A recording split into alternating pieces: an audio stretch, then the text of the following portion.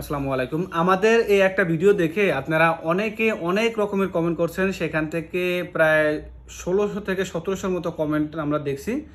তবে সবারই একটাই কমেন্টের মানে মেইন গুরুত্বপূর্ণ যেটা পয়েন্ট যে আপনারা এই টালিগুলো হাতুড়ি দিয়ে কেন লাগান।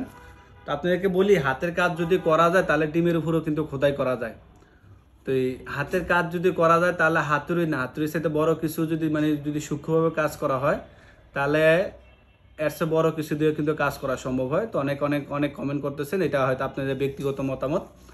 কিন্তু আমরা যেটা দিয়ে কাজ করতেছি মূলত, আপনারা হয়তো অনেকে এখানে অনেক কমেন্ট করছেন যে এখানে বালুর নিচে অনেক ফাঁপা রয়েছে, ২-১ বছর পরে ছুটে পড়ে যাবে।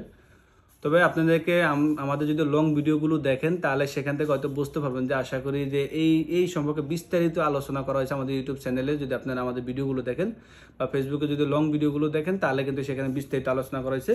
তো যাই হোক, হাতের কাজ যদি সূক্ষ্মভাবে করা হয় সেটা কিন্তু আপনি ডিমের উপরেও কিন্তু খোদাই করা সম্ভব হয়। তো এটাই আপনাদেরকে যে কমেন্টের উত্তর, আপনারা আশা করি এখান থেকে বুঝে নেবেন।